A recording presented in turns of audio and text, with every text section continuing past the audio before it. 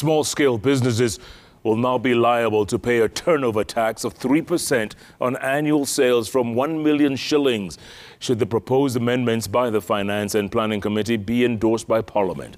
The committee also proposes that the alcohol manufacturers pay a 15% excise duty, while the allowances paid to workers on duty outside their stations will also be taxed. Our very own Brenda Wanga looks at the fine print of the Finance Committee report on the Finance Bill 2023 and the likely impact of the proposals. Thank you, Mr. Speaker.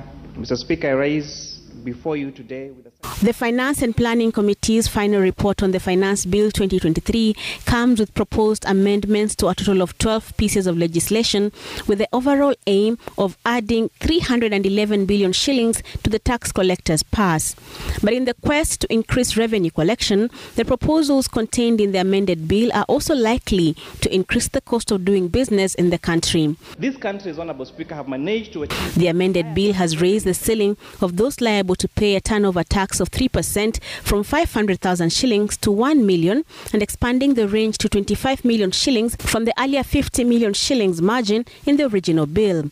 According to the current law, a turnover tax of 1% applies to businesses whose sales revenue is between 1 million and 50 million shillings.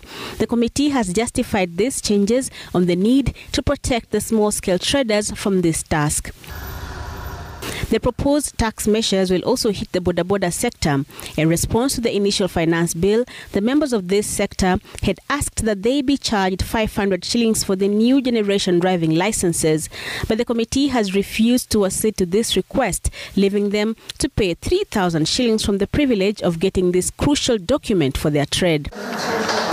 Players in the beauty industry, however, can breathe a sigh of relief after their cries for less taxation was heard and acted upon. The proposal to impose a 5% excise duty on these products have been done away with in the proposed amendments. The committee says this is to cushion the industry and allow it to recover post-COVID-19.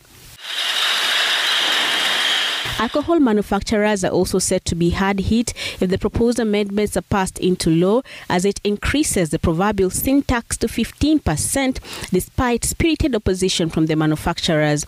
The committee rejected the proposal from alcohol manufacturers to lower this, citing the negative effects of the product in society. This also comes on the back of the ongoing campaign against alcoholism in parts of the country.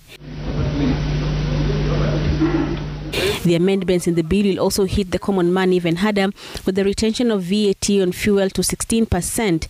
This move is expected to have a spiral effect on just about all sectors of the economy, with manufacturers and transporters set to pass on the cost to the already burdened consumer.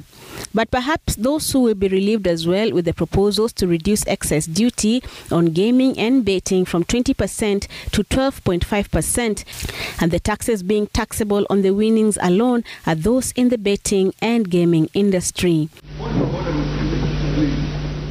The National Assembly is expected to vote on each of the proposed amendments next week before the Finance Bill 2023 can be enacted. It must, however, be concluded by the end of the month, as it will guide the collection of taxes from the 1st of July as the new government financial year begins.